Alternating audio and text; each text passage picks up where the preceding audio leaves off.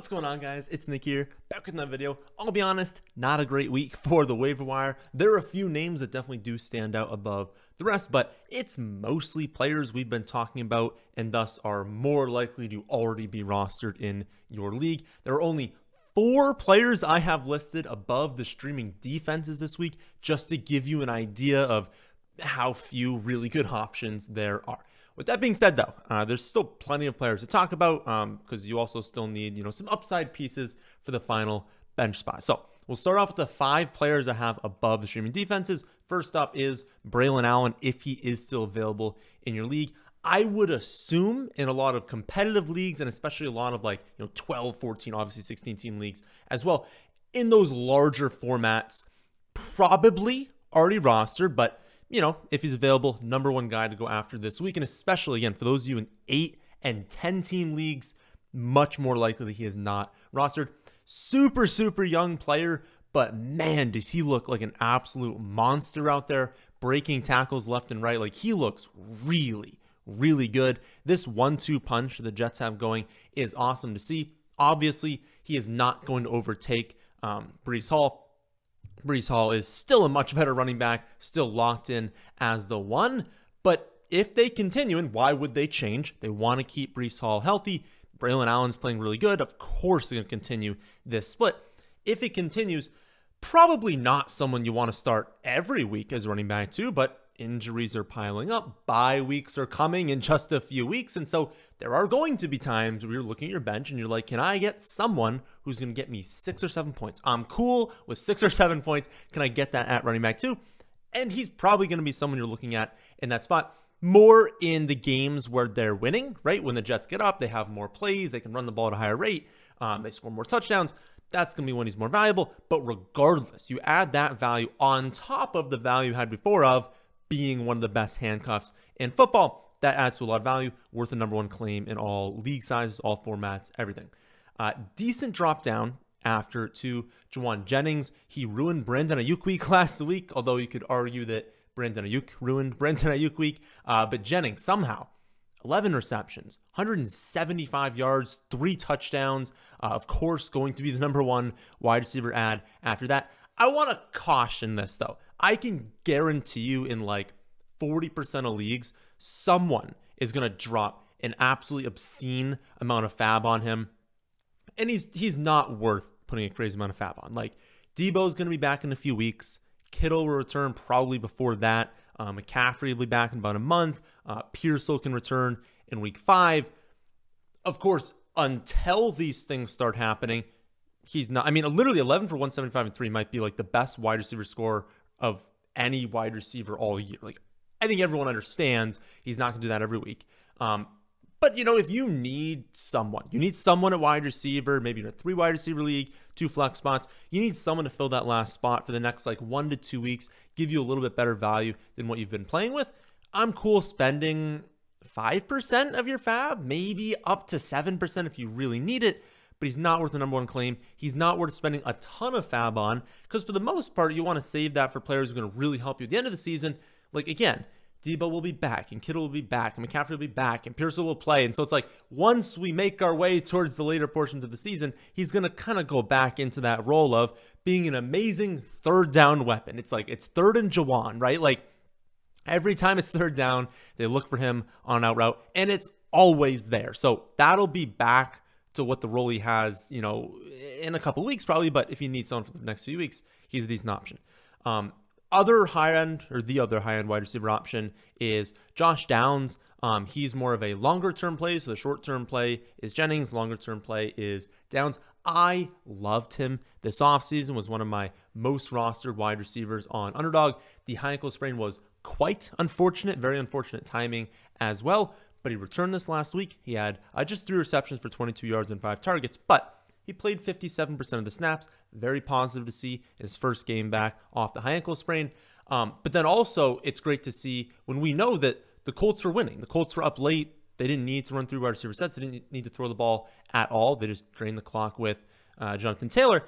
So if we have AR only throwing the ball 20 times, a 5% target share is 25%, or 5 targets is a 25% target share. That's really impressive in your first game back my ankle sprain, and it matches the reports that we had in the offseason that he was tearing up camp. He could be their top target. So I don't want us to get too excited because, again, it was only 3 receptions for 22 yards, and he's still mostly a slot wide receiver, so he doesn't have a significant ceiling, but I think he's going to help.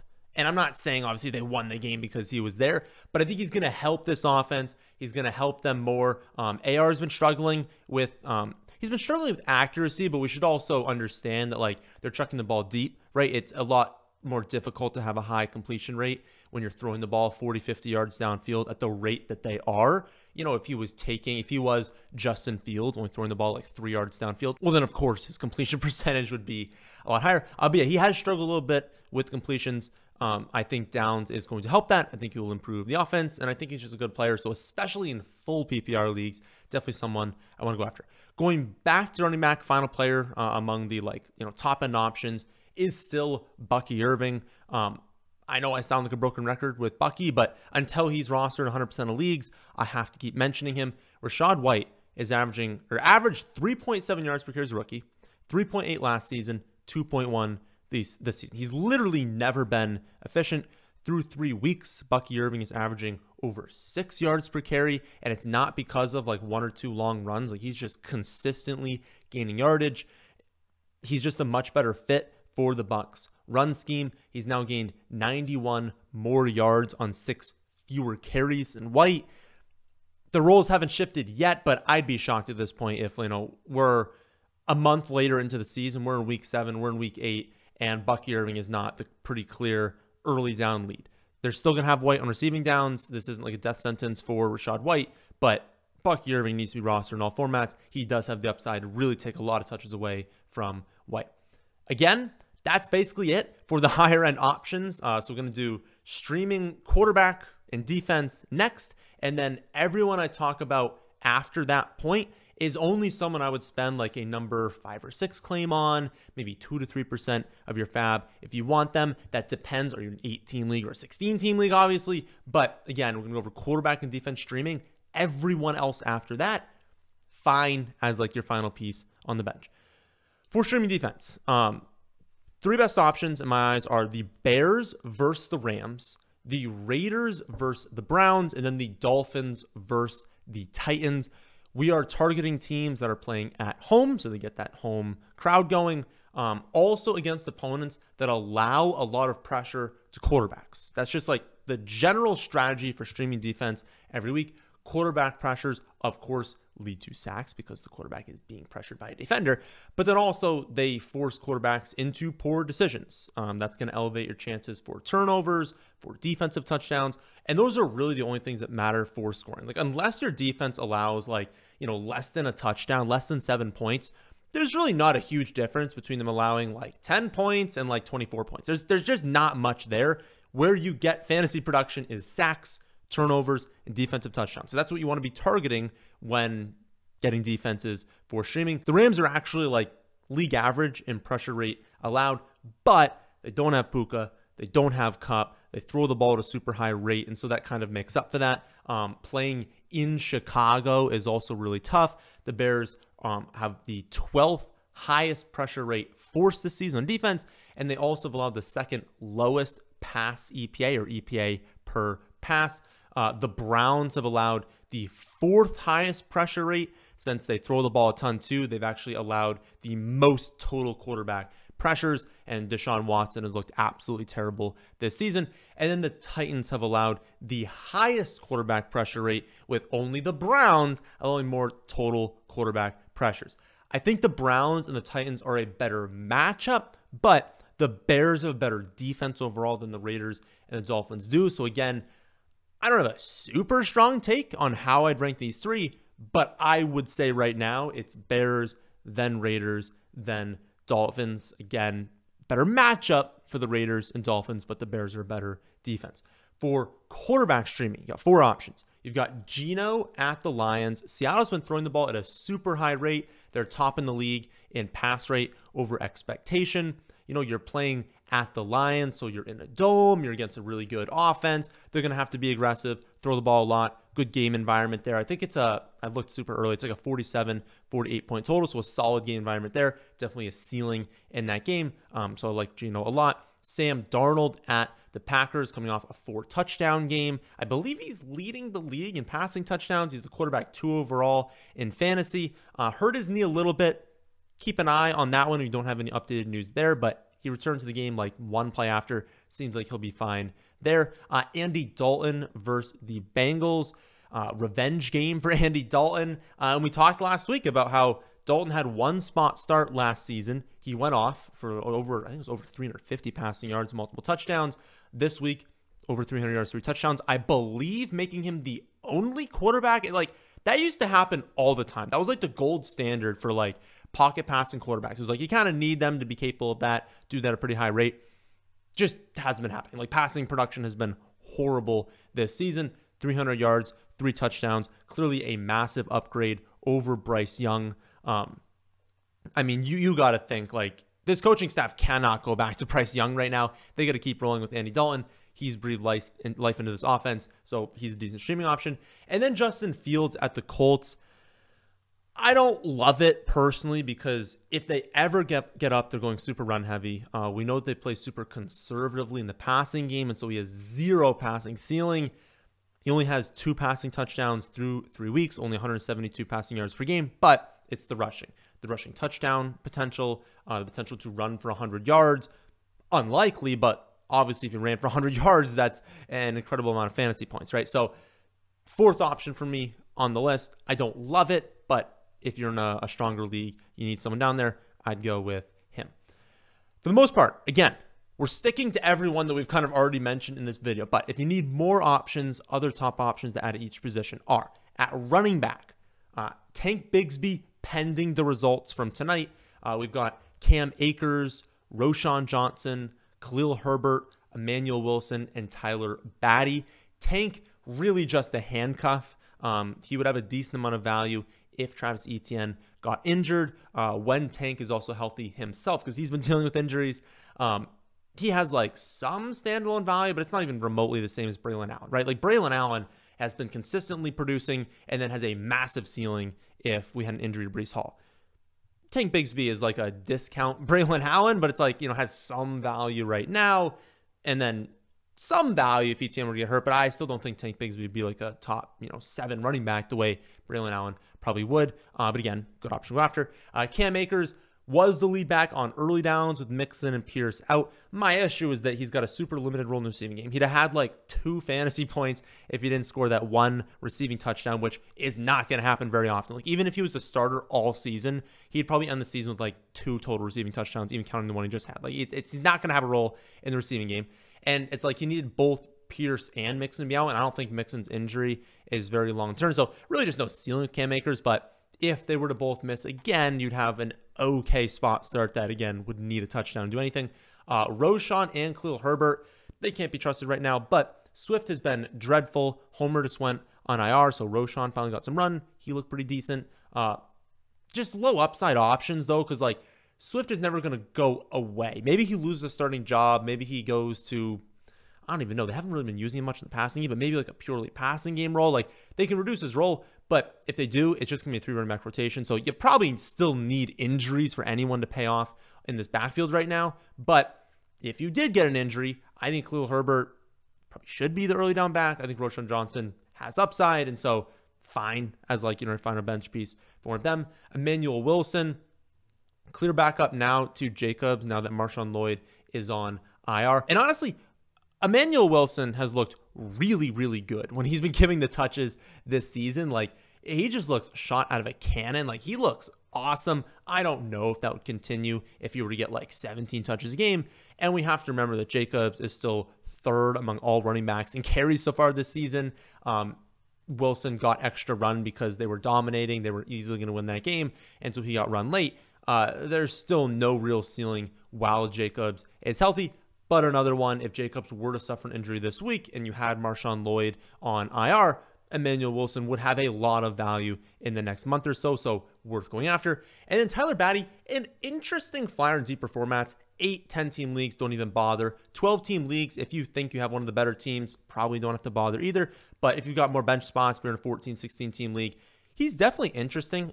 He was someone that a lot of people were hyping up as like a late round sleeper when he was drafted back in 2022 to the Ravens. Never really made it there. He was on the practice squad, I believe, most of that season. Entering this year, he only had 1 carry for 0 yards. But Javonte Williams, Jill McLaughlin, they've been absolutely terrible. We've got Javonte Williams, 24 carries for 52 yards on the season. McLaughlin, 18 carries for 40 yards. Estime had the 1 good carry, but 2 carries for 14 yards, lands on IR. And then you got Tyler Batty, 10 carries for 86 yards. 34 more yards than Williams on 14 fewer carries. So been way better. Now, it's 10 carries, right? Like, we can't evaluate someone on 10 carries. Like, even the 24 carries, even the 18 carries, like, these running backs, we can't fully evaluate this early in the season. But from what we've seen so far with Williams, with McLaughlin, they have not looked very good. So it's not like they're forcing Sean Payton to play them right now. Batty, if he continues to play this well, maybe he earns a role. And as I've said many times, if we can ever get the starting running back on the Denver Broncos, there is significant fantasy upside here. Like, Sean Payton, his offenses clearly aren't like amazing, but they're amazing for running back production if we can get a running back that's not going to average like 2 yards a carry. Like, if Batty actually goes out there and is efficient and he takes over as the lead running back on this team, there would be a lot of fantasy upside there. Now, the odds that happens, still pretty low. They would have to get rid of Williams. They would have to be like benching McLaughlin. Estime is going to come back and they really like him, so I think he would have a role. So very, very low chance of hitting the ceiling, but he's looked good. We should probably mention him. At wide receiver, obviously the top option again was Jauan Jennings and Josh Downs. But after those two, you're looking at Quentin Johnston, Wan'Dale Robinson, Romeo Doubs, Xavier Legette, Jalen Tolbert, Jalen Naylor, and Jalen Polk. Quentin Johnston had another touchdown, but Herbert gets hurt again, and it was only 2 total targets, so a little bit tough to trust Quentin. I did have to play him this week. I was happy with the touchdown, but obviously I got a little bit bailed out him having that one. Wan'Dale Robinson ranks 15th among all wide receivers in receptions so far this season, but he's only averaging 8.2 yards per reception, so he really has no ceiling. Romeo Doubs is running by far the most routes of any Packers wide receiver, but the target share is pretty low, and until Jordan Love is back, which should be next week, you can't really trust him until he's back. But I continue saying, like, if he's going to be out there and this offense is going to be as good as it is, when Jordan Love returns, he's going to have some upside. Xavier Legette, interesting flyer. Adam Thielen leaves with a hamstring injury. Adam Thielen is 34 years old. Adam Thielen is obviously not in their plans moving forward. So it would make sense that they're spending an early draft pick on Legette,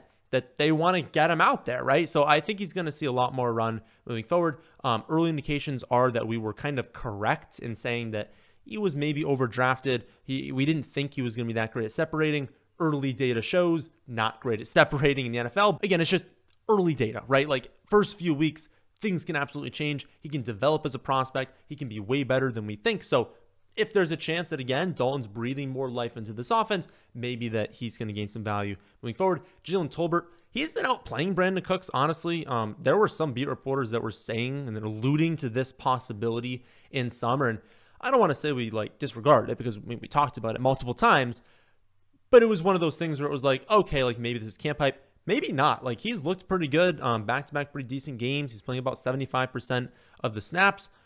Are you trusting him? Probably not. But also, the Dallas offense hasn't looked amazing. If they start to click and he can increase his production even more, he could be someone that's like a back-end starter. The ceiling, Jalen Naylor, I don't want to say similar boat, but similar boat in the fact that, like, he's playing better. And my model actually really liked him as a prospect, thought he was underrated. And then also beat reporters this summer were hyping him up, again, not as someone who's going to take over Jefferson, take over even Addison when he's healthy. Remember, they're going to have TJ Hawkinson returning at some point. So not very much long-term upside here for Naylor, but 9 targets on the season, 3 touchdowns, wide receiver 22 right now.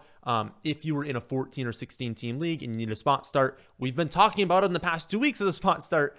So while Addison remains out, not bad, but I mean, let's be honest, Addison's going to be back soon. Hawkinson will return.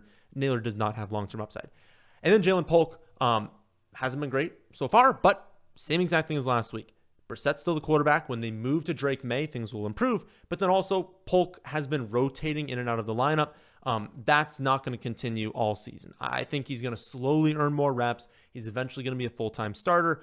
And he's just been a little bit unfortunate with, like, if you watch the games, there's some drives that he kind of rotates drives. So he'll be out there for a full drive, and then they'll go into, like, KJ Osborne. Like that, I just don't understand why they're playing some of these wide receivers as much as they are. Like Osborne, Thornton, like, you know, these guys that don't need to be out there getting reps. They're kind of rotating them in and out. And for some of the drives that Polk has been out, they've had much longer drives, and they bring Polk in, and sometimes they've had like quick 3-and-outs. But again, long term, I think he's going to be someone that has some value in deeper formats. And then finally, for tight end options, tight end has been miserable so far this season. You've got Nick Vannett this last week, the tight end 6 on 2 receptions for 9 yards. Johnny Munt, the tight end 8 on 1 reception for 2 yards. There were 3 total tight end touchdowns in week 3 through Sunday. Only 6 total tight ends had more than 47 receiving yards. So anyone seeing any sort of volume at the tight end position is someone you need to mention. Watch the game tonight. Zach Ertz was someone we talked about being like, if you have Evan Ingram, if you wanted to take that. Evan Ingram got ruled out earlier, so you didn't really need to. But if you had an Evan Ingram, Ertz was a good ad. Watch the game. Has a strong role so far. My hope is that Ben Sinnott, or Sinnott, I think it's Sinnott, but remind me of how you pronounce the last name.